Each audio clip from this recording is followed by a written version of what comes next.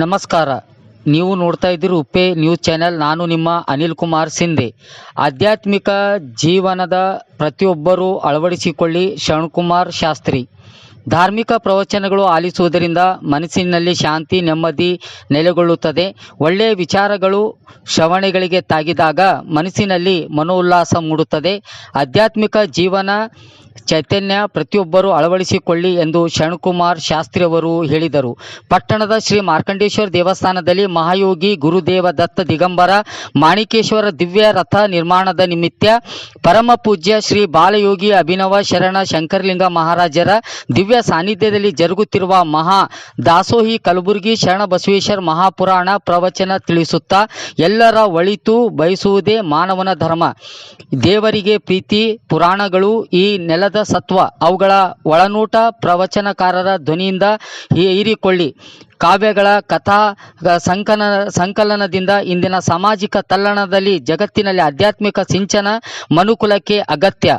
ಧರ್ಮ ಸಂಪ್ರದಾಯಗಳನ್ನು ಹತ್ತಿಕ್ಕಿ ನೆಮ್ಮದಿಯ ಜೀವನವನ್ನು ಸಾಗಿಸಲು ಪ್ರವಚನಗಳು ಅವಶ್ಯಕವಾಗಿವೆ. ಧಾರ್ಮಿಕ ಮನಃಶಾಂತಿ ನೆಲೆಗಟ್ಟಿಗೆ ಭಕ್ತಿ ಪ್ರಸಾರ ಬೇಕೇ ಎಂಬುದನ್ನು ಮಲ್ಲೆಯ ಸ್ವಾಮಿ ಐನೊಳ್ಳಿ ಸಂಗೀತ ಪ್ರಸಾರದ ಮೂಲಕ ವ್ಯಕ್ತಪಡಿಸಿದರು.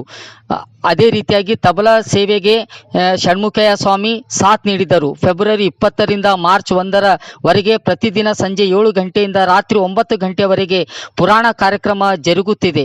ಪುರಾಣದಲ್ಲಿ ಸಾವಿರಾರು ಭಕ್ತರು ಪಾಲ್ಗೊಳ್ಳುತ್ತಿದ್ದಾರೆ. ಕಾರ್ಯಕ್ರಮವನ್ನು ಹನುಮಂತ್ ಕರಂಜೀಕರ್ ನಿರೂಪಿಸಿ ವಂದಿಸುತ್ತಿದ್ದಾರೆ.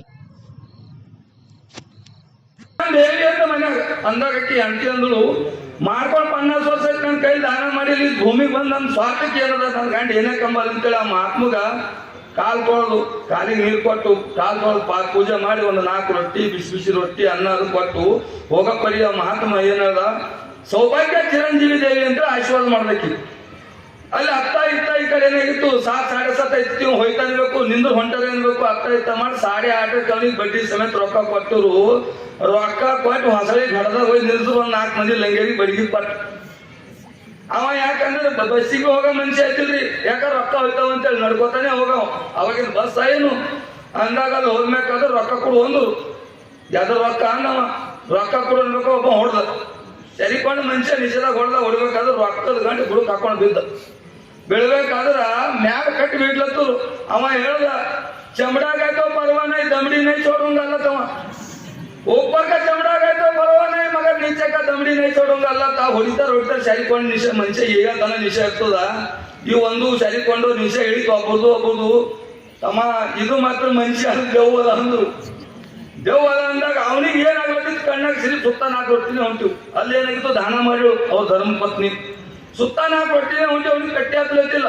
ಅಂದಾಗ ಇವು ಲಾಸ್ಟ್ ಒಂದು ಹೇಳಪ್ಪ ಇನ್ನು ಮತ್ತೆ ಇವ್ ಕುಡಲೆಕ್ಕ ಬಿಡಲೆಕ್ಕ ದೆವ್ವ ಅದ ಅಂತೇಳಿ ಇವ್ದು ಒಳಗಿಡ್ದು ನಮ್ಮನಿಗೆ ಬರ್ತಾರೆ ಮಾತಿ ತಿಳಿದು ಜಳಕ ಮಾಡಿ ಯಾವ ವಿಶ್ವನಾಥನ ದರ್ಶನ ಮಾಡ್ಕೊಂಡು ಊರಿಗೆ ಬಂದ ಕರೆಕ್ಟ್ 1 ತಿಂಗಳಾಗಿತ್ತು. ಕರೆಕ್ಟ್ 1 ತಿಂಗಳಾಗಿತ್ತು. ಕರೆಕ್ಟ್ 1 ತಿಂಗಳ ನಸ್ಕಿನ್ ಟೈಮ್ನಾಗ ಸ್ವಾಮಿ ಬಂದು ಬಾಗಿಲು ಬರ್ಲಿಕ್ಕೆ ಶುರು ಮಾಡ್ದ. ಹೆಣ್ಮಗಳು ಅವ್ರ ಹೆಂಡತಿ ಬಂದು ಬಾಗಿಲು ಕರೆದಳು. ಹಣಿಕೆ ಹಾಕಿ ನೋಡಿದ್ರು ಯಾರು ಹೇಳ್ತು ನೀ ಅದ್ಲಕ್ಕಿ ನಿಮ್ಮ ಯಜಮಾನ್ರು ಇಲ್ಲ ಮನ್ಯಾಗ. ಇಲ್ಲ ನೀ ಯಾರು? ನಾ ಕಾಶಿ ಸ್ವಾಮಿ ಇದ್ದೀನಿ ನಿಮ್ಮ ಯಜಮಾನ್ರಿಗೆ ಹೇಳು ಎಬ್ಬಸವನಿ ಹೋಗಿ ಎಬ್ಬಸಿದ್ರು. ಹೋಗು ಅವ ಯಾವನ ಕಾಶಿ ಸ್ವಾಮಿ ಬಂದ್ರು ಹೋಗು. ಇದು ತುಂಬಾ ಹೊತ್ಕೊಂಡು ಮನ್ಕೊಂಡಿತ್ತು. ರಗ್ಗ ಹಾಳು ಮಾಡಿ ದೇವ್ ಎದ್ದಂಗೆ ಎದ್ದದ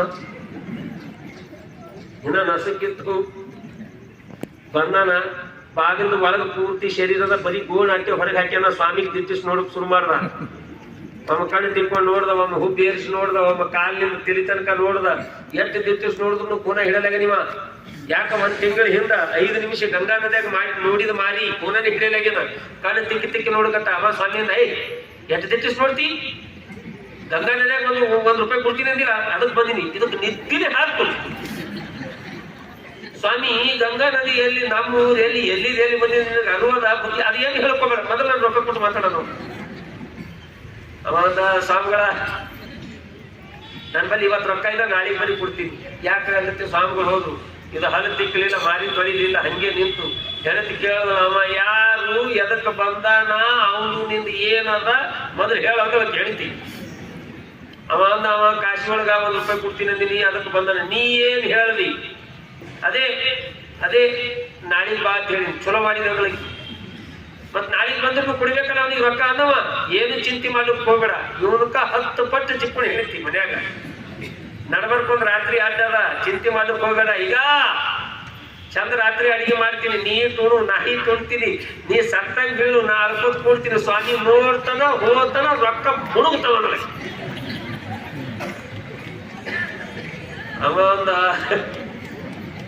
ನಿನ್ನ ಕೈ ಹಿಡಿದಿದ್ರೆ ನನ್ನ ಜನ್ಮ ಸಾರ್ಥಕ ಆಯ್ತು ಅಂದವ. ಎಂಥ ತೆಲಿನ ನಿಂದು ಅನ್ನವ. ಖರೆ ರಾತ್ರಿ ಅಡಿಗೆ ಮಾಡ್ಯಾಳ, ಇಬ್ರು ಕೂಡ ಉಂಡಾರ. ನಸ್ಕಿನ ಟೈಮ್ನಾಗ ಇದು ಸತ್ತಂಗ್ ಬಿತ್ತು, ಆಕೆ ಅಳ್ಕೋತ್ ಕುಂತಳು. ಹೋಗೋರು ಬರೋರು ತೆಂಬಿಗೆ ಅಲ್ಲೇ ಇಟ್ಟು ಒಳಗೆ ಹಣಿಕೆ ಅಂತ ಹೇಳಿದ್ರೆ, ಯಾಕ ಏನೇನು ಯಪ್ಪ, ರಾತ್ರಿ ಉಂಡನ ಮದಿಗ್ಯಾನ ಹೋಗ್ಯಾನ,